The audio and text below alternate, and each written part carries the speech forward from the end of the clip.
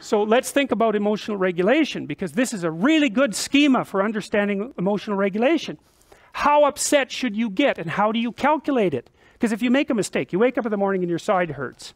Okay, it's the first symptom of pancreatic cancer, you're dead in 6 months. 100% chance. Or, you know, you pulled a muscle. Well, which is it?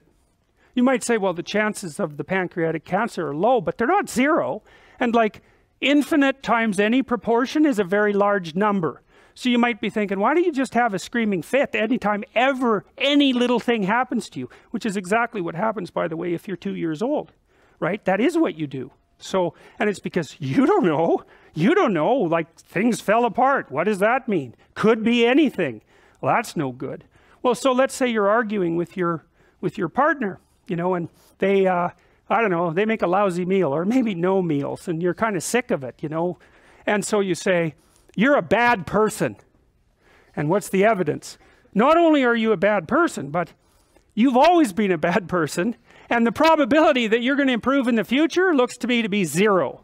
It's like, what's the person supposed to do? Punch you, right? Really, because there's no room in there for any discussion.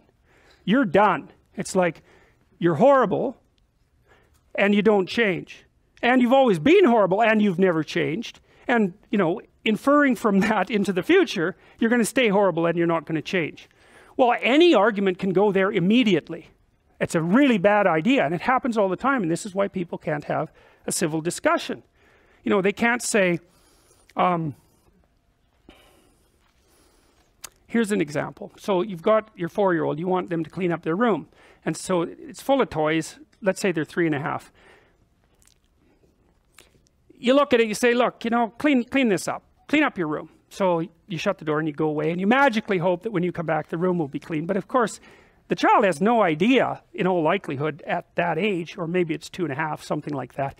They don't know what clean up a room means. That's like way up here, man. It's like you told your child, there's mess everywhere, be a good person, you know, and then you come back in half an hour and they're no better a person than they were, and you get upset. It's like, you can't do that. You have to say, you see that teddy bear?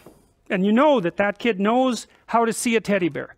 And they know how to pick it up because you've watched them see a teddy bear and pick it up. And you know that the child knows the name of the teddy bear. It's teddy bear.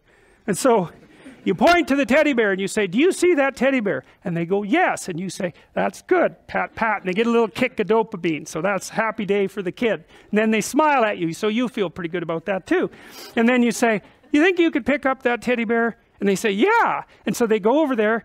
Not every kid, by the way, but they go over there and they pick up the teddy bear, and it's like, it's a good day for both of you. And then you say, you see that little space on the shelf? Because you know they know what a shelf is, and you know they know what a space is. And you say, take that teddy bear and put it in the shelf.